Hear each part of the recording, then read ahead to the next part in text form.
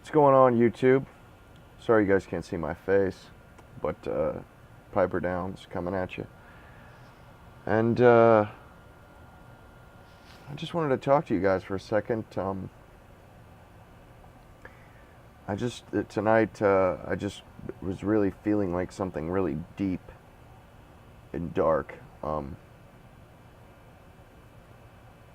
normally my go-to for that would be St. James Flake, but I recently placed an order for a 250 gram box of the St. James, and I have a tin, an unopened tin that I just got the other day, and I have the 6-year-old jarred up. The 6-year-old tin I opened is jarred up, and I'm probably have like half a tin left. But anyway, I've been smoking it a lot lately. You know, the 6-year-old, and I just feel like I'm about to get the 250 gram box, and I didn't want to smoke some of my 6-year when I might get the 250 gram box on Monday. And I don't want to open another tin. I'd like to sell her that tin, maybe for trades or whatever. So I decided I'd smoke some Germain's Brown Flake, which to me is an equally dark, rich Virginia flake. To my mind, it's very well suited for the evening. The evening after a long day. That's how I get down. But anyway, I usually don't fold in stuff. I really haven't had much luck at all with the fold in stuff. I've had a few experiences that were great. They were excellent. I think Dunhill Flake was one, and there's a couple others. But typically, I've tapped out so many bowls, tapped them out and just walked away because of that. And, I'd hate to do that to Germain's Brown Flake, so it was like, I didn't know, if I should do that or not.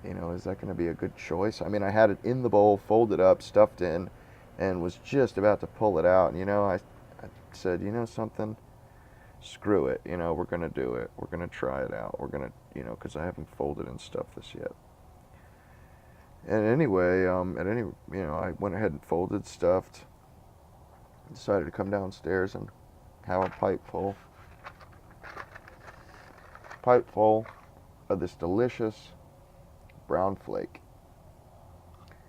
And lo and behold, to my surprise, it's perfect. It's absolutely perfect. I'm on the first quarter of the bowl now. And to me it always seems like it doesn't burn right. It sticks to the walls.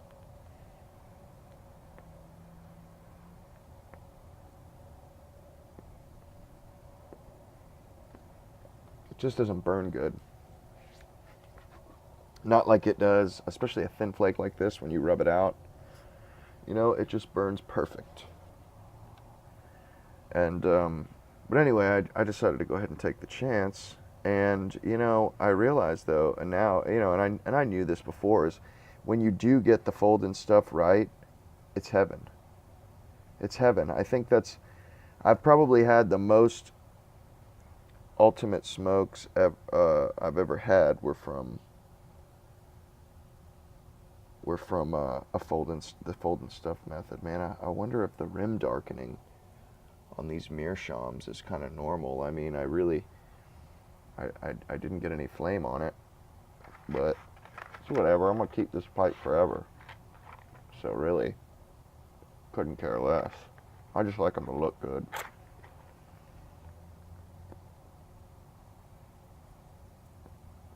I want to preserve them.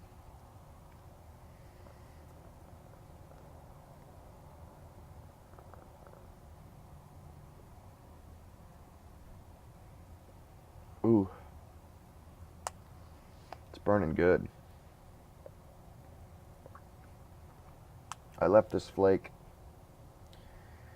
Um, I left it in its tin for a couple days, and it's just perfect. The moisture content is perfect. It was pretty bang on out of the tin, but I left it in the tin for a couple days just to be sure, because I like my tobacco to be ready to rock. I don't know if you guys are like that. I mean, having to dry it out can be kind of a chore to me sometimes. With the St. James flake, I don't mind it at all. I just set it out uh, an hour before I'm going to smoke. Or if I rub it out and dry it out that way, maybe half an hour or 20 minutes. Sometimes I just leave it as a flake and then rub it out when it dries. Like if I know I'm going to be like 2 hours before I'm going to be able to smoke it, I'll leave it as a flake and rub it out later.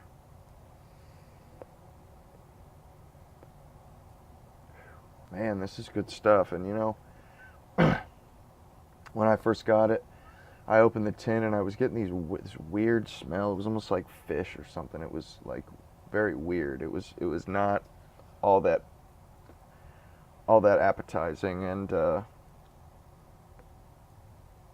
I got in touch with Briar Hokey and we tried to make a trade happen, but it didn't happen. But anyway, he was saying how great it was, how much he loved it. And actually, I got the little bit of that fishy flavor in the smoke too, and it was just, I don't know, it was a little weird. But anyway, he was saying it was like his favorite of the Germains. He just said it was just the bomb, And I wasn't sure, I was really practically ready to give it to him, I mean, not give it to him, but I was ready to,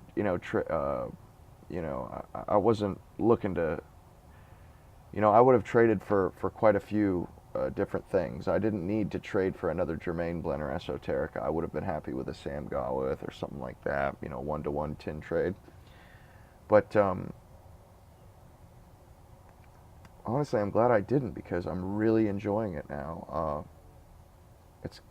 After that first one or two bowls, I started to see what he was talking about. What he was talking about, because he was saying, man, it's just kick ass. He said it's so good. He said he preferred Stonehaven to it though, but I mean, I imagine, Stonehaven's pretty awesome. Supposedly, I've never had it. But I mean, I definitely see what the hell he was talking about. And like I said, guys, this stuff, I just folded and stuffed it, and it's just burning like a dream. And it's smoking like a dream. I mean, I'm getting excellent puffs out of it, just as Heisenberg and Ghost Cobb say, just getting kick-ass chooching out of it, just chooching the hell out of it. Man, this stuff is good. Really, and also I was going to say, my giveaway, I may just let you pick what you want. I have a bunch of stuff. And, I'll give you, like a list. Whoever wins, I'll give you a list, say, hey, this is everything I've got open right now. All the tins that I have open, which I have pretty much one of everything open that I have. I'll give you a list, and maybe I'll do like an ounce per or something like that, or maybe like 0.75 of an ounce of each tobacco. I don't know. I'll figure it out. We'll see how much I have. But I'll weigh it out and, ship that out to you. I'm thinking probably it'll be a little assortment. I may do like 4, maybe like, let's say 4. We'll do 4 different types of tobacco. And I'll give you your pick. I've got, Latakia Flake, Special Latakia Flake. I've got Brown Flake. I've got Medium Flake. I've got Dorchester. I've got Dunbar. I've got plum cake. I've got Penzance. I've got Balkan Sobrani. I've got 40th anniversary. I've got McConnell's Scottish Flake. McConnell's Latakia Flake. I've got like some 3-year-old Frogmorton. I've got a bunch of good stuff. I've got 2014, I think, a Christmas Cheer.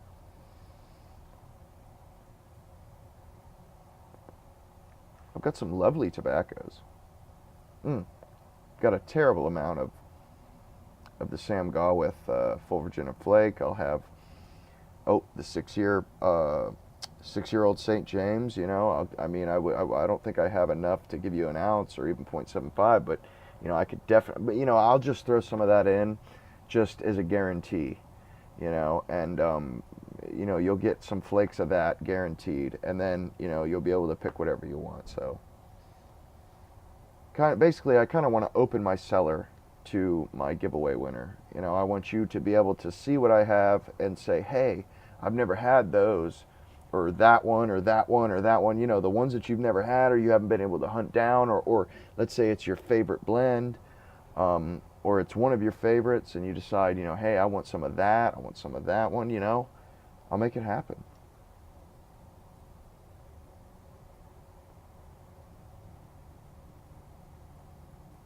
I don't see why I wouldn't. Why not? I've got plenty of tobacco.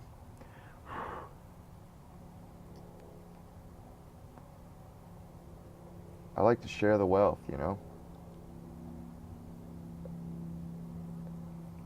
don't like people to take wealth, but I like to share it.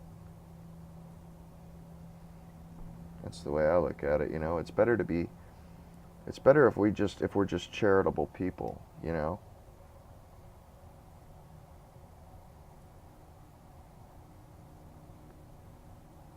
Shouldn't have to be forced to help other people or, give or give. It shouldn't be have to be forced, to give. And you guys have given me so much.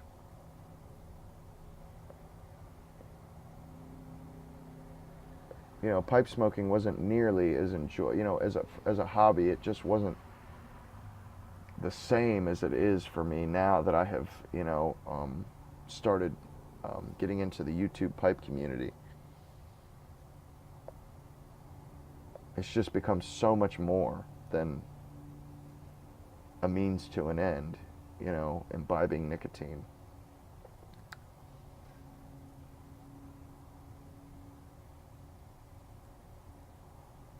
It's a community,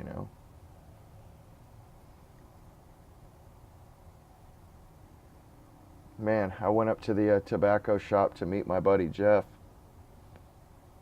Swap tobacco, smoke a pipe, hang out, talk. And I go in there, and there's like a coffee table. There's a smoking area. There's a coffee table with nice leather-bound chairs all around it. And big old cigar ashtray stands in between each chair. And I see there's like 4 chairs in front of me, and I see one guy on the left as I'm walking in, and Jeff is over here on the right, in the far right. At first I thought the first guy was Jeff, but because they both had gray hair. But anyway, I realized it wasn't him. I look over, there's Jeff. I say, hey, what's going on, Jeff? Shake his hand.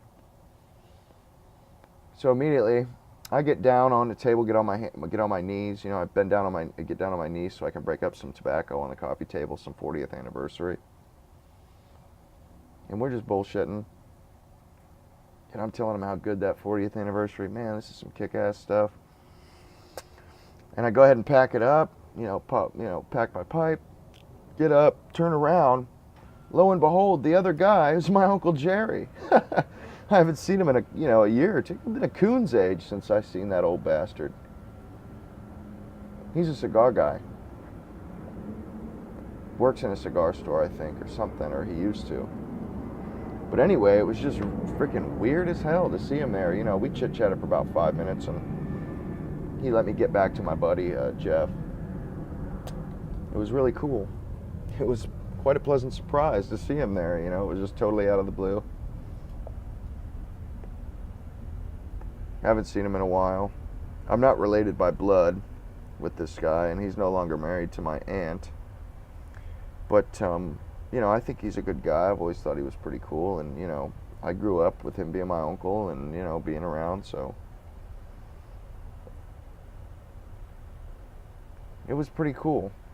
But anyway, I meant this to be kind of a short, quick little video, and I just got to talking and rambling. I'm sorry about that, guys. And anyway, I think I'm gonna do this drawing, the giveaway, probably in like 2 weeks, because I want to give everybody an opportunity to do a VR.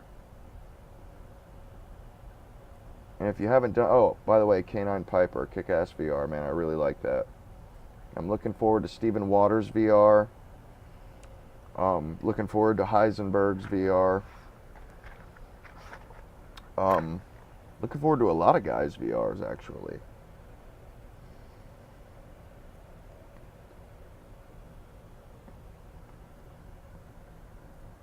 And as you know, that question is, what was the worst job you ever had, and why? What made it the worst job?